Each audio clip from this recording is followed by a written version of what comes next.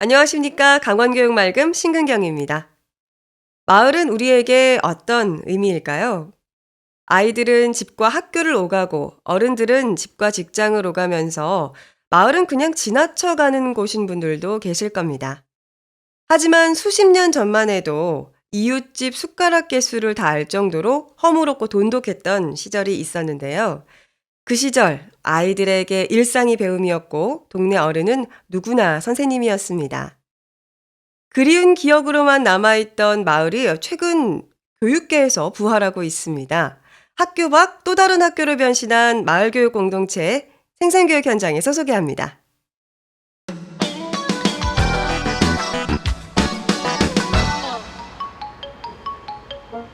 일요일 오후 여학생 2명이 걸음을 재촉합니다.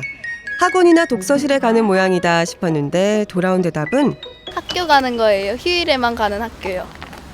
빨간 날에 학교를 간다고요? 무슨 소리일까 궁금한 마음에 쫓아가 봤는데요. 요즘은 도서관을 학교라고 부르나요? 학교 맞아요. 마을 학교 온 거예요.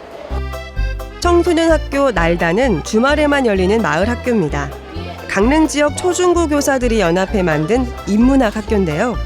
입시와 경쟁이라는 틀에 매여 시도할 수 없었던 새로운 지식과 배움, 그 뜻을 학교 밖에서라도 펼쳐보자는 것입니다. 날다는 강릉 지역 청소년들을 대상으로 한 인문학 학교고요. 강릉 지역 학생들이 이제 문화적 인프라나 이런 것들에서 소외돼 있기도 하고, 청소년들이 입시 위주 교육 때문에 좀 이제 스트레스나 어려움을 겪고 있기도 한데, 그런 아이들에게 필요한 인문학과 어떤 공동체 경험 그리고 프로젝트 학습들을 할 수 있도록 지원해 주는 학교입니다. 인문학 강의는 물론 토론 수업, 지역 명사와의 만남, 방학 중 자율 프로젝트 지원까지 학교에선 할 수 없는 또 다른 배움을 제공하겠다는 게 마을학교 날다의 생각인데요. 우리 아이들에게 꼭 필요한 교육이지만 개별 학교에서 모든 걸 다 책임지기 힘든 현실. 마을학교가 그것을 채워주기로 했고 새로운 교육을 갈망하던 학생이나 학부모에게 큰 호응을 얻고 있습니다. 제가 부족했다고 느꼈던 게 뭐냐면 그러니까 선생님이 계시고 학생은 수동적으로 배우는 거예요. 그러니까 내가 자주적으로 뭔가를 하고 싶어서 하는 게 아닌 거예요. 그러니까 재밌게 배워야 되는데 그 배우는 거에 재미가 없으니까 하는 거에 정말 어떤 보람도 없고 아무것도 없어요. 그러니까 하나는 재미고 하나는 협력하는 거, 그렇게 재미있게 배우는 뭔가가 있었으면 좋겠다. 그래서 하게 된 거예요. 저희가 2010년도부터 혁신학교를 하면서 학교 혁신을 해왔는데요. 그 과정에서 아이들이 많이 소외되어 있고 또 함께 하기가 어려운 그런 이제 친구들이 많다는 걸 알게 됐어요. 그래서 이 아이들한테 인문학적인 경험을 어떻게 하면 줄 수 있을까 이런 것들 고민하다가 이제 선생님들이 기토합해서 날다 학교를 만들게 됐습니다. 때로는 왜 이런 학교가 필요한가 반문하는 목소리도 있습니다. 학벌로 사람을 등급 매기는 시대에 그깟 생각의 깊이가 무슨 대수냐고요. 하지만 마을학교 선생님들은 말합니다. 인문의 가치는 변하지 않는다. 그리고 그 가치를 아는 시민들이 많아질 때 비로소 세상은 달라진다고. 학교에서도 고민이 뭔가 지식을 채워주는 게 교육이 아니라 자기 삶을 좀 가꾸고 뭔가 조금 더 나은 삶을 자기가 만들어갈 수 있는 힘을 기르는 게 교육이라고 생각하거든요.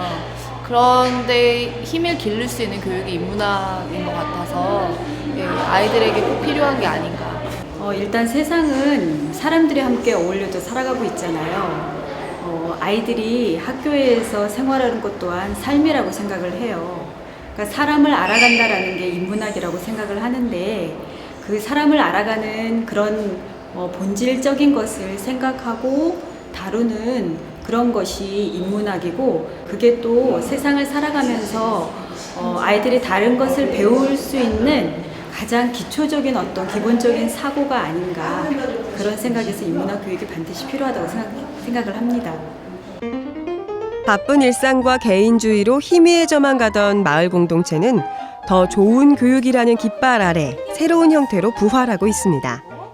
춘천 신남초등학교도 그중 한 곳. 매주 한 번씩 동화 구연을 하는데 강사는 엄마들입니다. 펄럭이가 마을을 둘러보며 혀를 끌끌 찼어. 어른들은 어디로 갔는지 보이지 않고 아이들만 숨어서 겁먹은 얼굴로 둘을 지켜보고 있었지.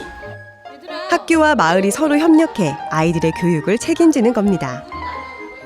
매주 금요일에 한 번씩 엄마들이 당번을 정해 아이들에게 책을 읽어주고 있습니다. 아이들이 너무 즐거워하고 좋아해서 정말 뿌듯하고 보람되게 책을 읽어주고 있습니다. 학교 뒷마당에는 엄마와 아이들이 함께 가꾸는 텃밭도 있습니다. 땀 흘리는 기쁨을 발견하고 생명의 소중함도 깨달을 수 있는데요.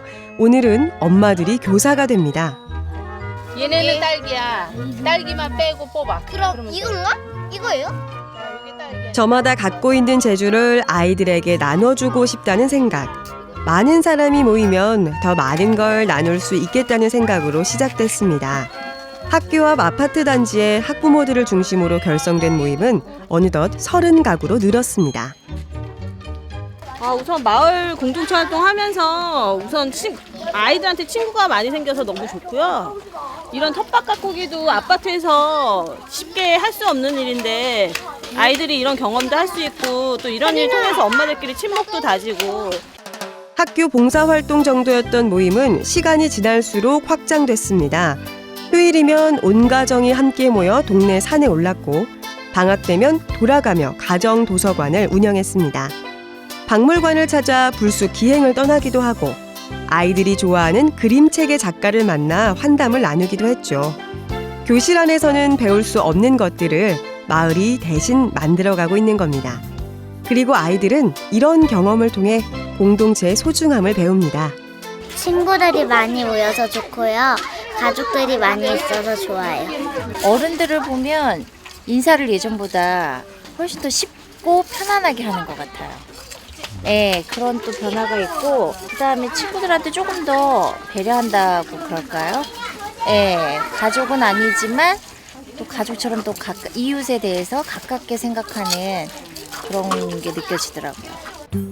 학부모 공식 모임은 한 달에 2번. 수공예 품을 만들거나 독서 활동을 하는 방식으로 진행됩니다. 그러나 온라인을 통해 수시로 연락이 되니 사실상 일주일에 2-3번은 얼굴 보는 사이죠. 아이 키우며 겪는 어려움을 함께 나눌 수 있으니 엄마들도 동지를 만난 듯 반갑습니다.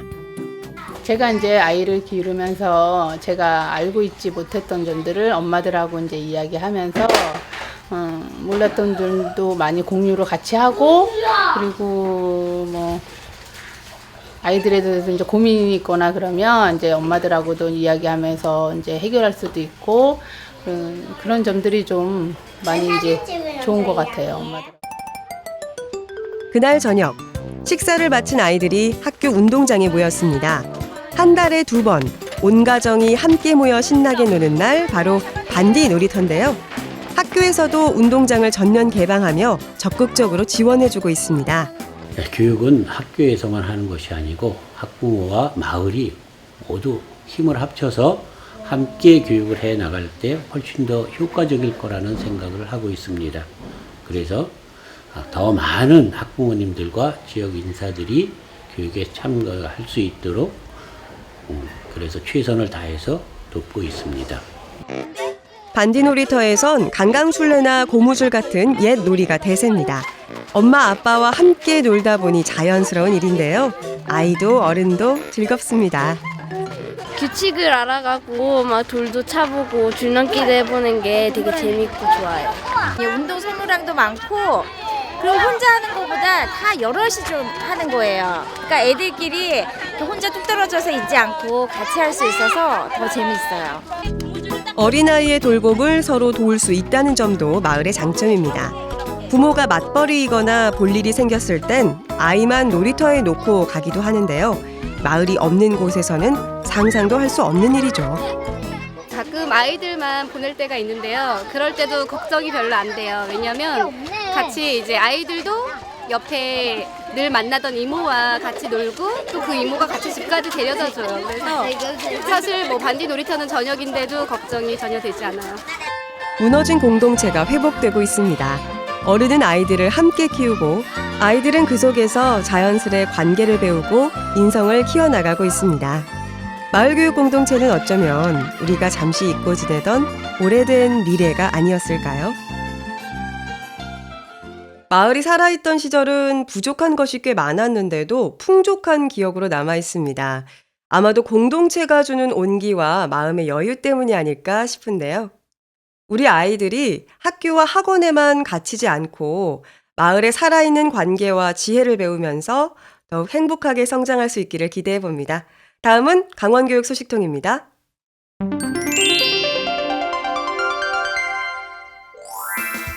지난 9일 한일중 세계시민교육 페스티벌이 강릉 단오제 수리마당에서 열렸습니다. 세계시민교육 페스티벌은 3개국 청소년들이 모여 문화를 교류하고 아시아 평화의 비전을 공유하는 자리인데요. 일본, 중국 학생 100여 명, 도내 학생 500여 명 등이 참가해 성황을 이뤘습니다. 학생들은 한 아세안 전통 문화를 체험하는 것은 물론 동아시아 평화와 우애의 메시지를 적은 평화선언문을 낭독하기도 했습니다.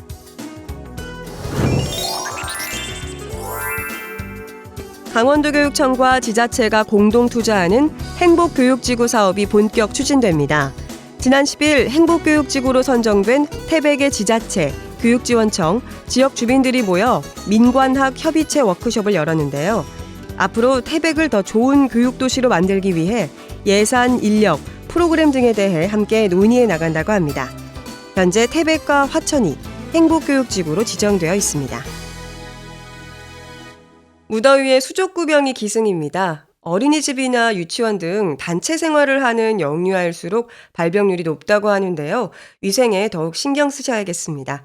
저는 다음 이 시간에 찾아뵙겠습니다. 고맙습니다.